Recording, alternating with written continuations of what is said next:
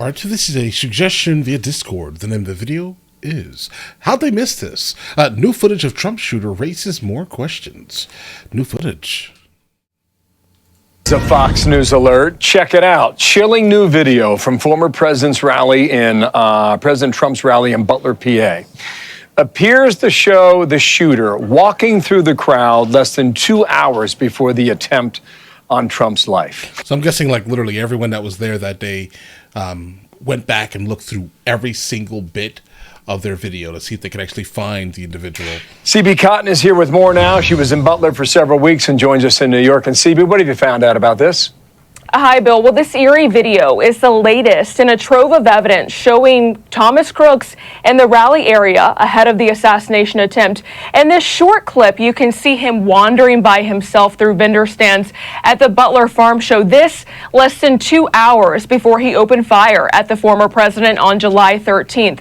When the video is slowed down, Crooks' gaze appears to move from straight ahead to a nearby merchandise stand. And this was taken at 4:26 p.m. It's now the earliest known recording of the would-be assassin. And the business owner who captured it said he didn't even realize he had done so until a week after the shooting, telling the Daily Mail he has given this video to the FBI for analysis.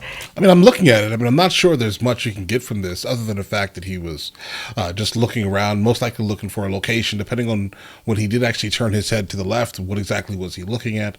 If the camera could move slightly, we would know. But looking at the video, I think that is extremely mundane. This was taken at the same time a local counter sniper texted his counterparts, alerting them about Crooks. The Secret Service tells Fox it's reviewing this video. But what was it about him so far? And others from that day. Other text messages and body camera video outline the efforts made by local law enforcement to track down Crooks after he was first spotted as suspicious. But we know, of course, that Secret Service Acting Director Ronald Rowe testified last month critical radio communications about the gunman were unfortunately siloed in state and local channels, never making it to the agents directly protecting Trump. Now, a bipartisan congressional task force investigating the assassination attempt is expected to return to the shooting site next week, as we've got this brand new video. Back to you. Could be more. You never know. So many people, so many cameras in everybody's pocket. Thank you, CB Cotton, for that. Yeah, I think everyone just literally needs to go look and see what they have, if they have not already. But it seems like with the amount of footage that's actually coming out, that's exactly what people are doing. Dana. Let's bring in Rich Staropoli. He's a former Secret Service agent with the Presidential Protective Division, and it's great to have you here. Just so everyone can remember, I want to show you the timeline for everybody to see. And what you see there, and it starts, 11 a.m. when Crooks left his home and goes on. But as we pan across, the ones that are in red are the moments where he was visible. And you have to wonder, sir, how do you think they missed it?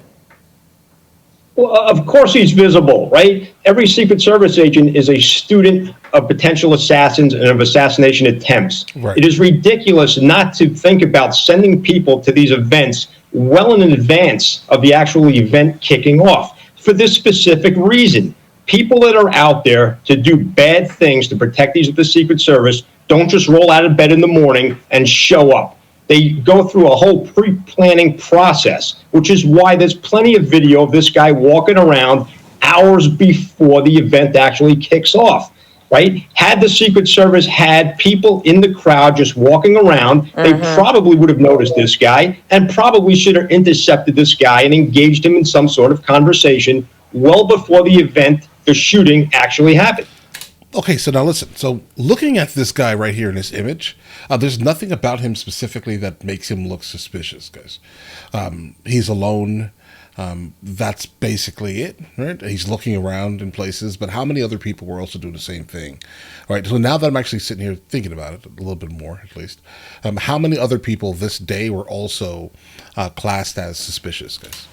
Rich, ProPublica has a report on U.S. Secret Service failures, saying that the weaknesses that led to the assassination attempt were not unique to the July rally. The reporting found the steps taken in the days leading up to the Butler rally largely mirrored the process the Secret Service has used for years to collaborate with local law enforcement, a process that the shooting revealed to be susceptible to attack. Okay. Do you think that's right? It is right. But, the problem isn't with the process and the problem isn't with the procedures. The problem is with the people and the leadership and the lack of foresight. The Secret Service has become permeated with senior leadership and management that is more concerned about padding their resume for their next job than it is about doing the job. I mean, Dana, you've seen it. That's not even just in the field of Secret Service, I'm sure. With how a lot of companies and businesses are in the United States of America, it doesn't surprise me that that's actually a thing, okay? Yeah, they're just there to basically coast through their day. But unfortunately, the Secret Service really, they shouldn't be doing this, obviously, because they're tasked with protecting some of the most important people in the United States of America. They did say the buck stops with them, so yeah. When you were in the White House, Air Force One would take off and go on a foreign trip, and all of a sudden you've got all these supervisors who no one's ever seen before from headquarters come out of the woodwork, and they're going along on this trip. What are all these people doing, right? The East Coast is filled with Secret Service offices. Between Butler, PA, and Maine, there's got to be 50 Secret Service offices. You're telling me the Secret Service didn't have the manpower to send out to a Trump rally, given the level of social media presence that he has, and 15,000 people? Where were all the Secret Service assets? Rich, I will wrap it up with this. I'll just set this up and let you have the final word.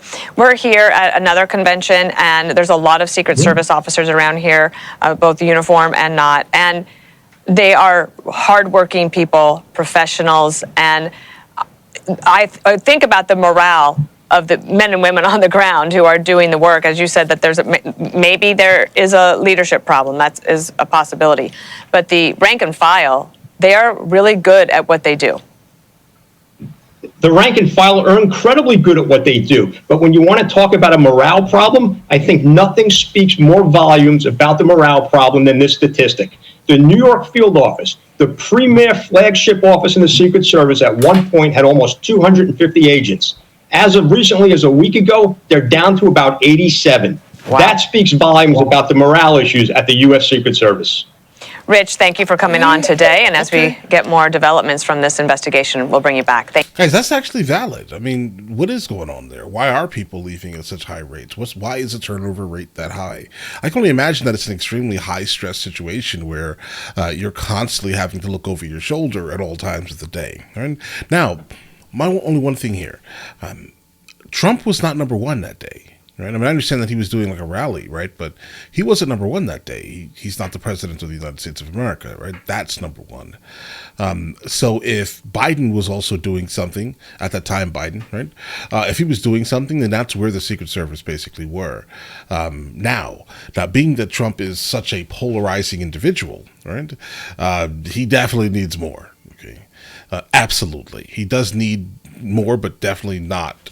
You can't take away from the actual president to, I guess, protect Trump at the same rate, at least, right? But, in fact, whatever he had was not enough. That's the reality. Now, is it a leadership issue that happened? No, I think it's a numbers game, right? And the fact that he also just pointed out something here, but then kind of contradicted himself slightly, right? But there was at one time 200, now there's 80. There's not enough of them, guys. That's what it sounds like. That's just literally what it sounds like. But, all right, guys, listen, guys, let me know in the comments what you guys think. I do think that, again, there should have been more people there. And I'm sure over time we will start to find out more and more about the actual subject of this here, guys. And as the footage comes in, more bits and pieces will, in fact, be getting filled in. Right? But, all right, listen, you guys all have an absolutely amazing day. Enjoy your day thoroughly. Guys, before we go, are you guys subscribed to the other channels? Logical Movie Reviews with Mr. L. Boyd, along with Mr. L. Boyd Music. Both are found in the description. Check it out.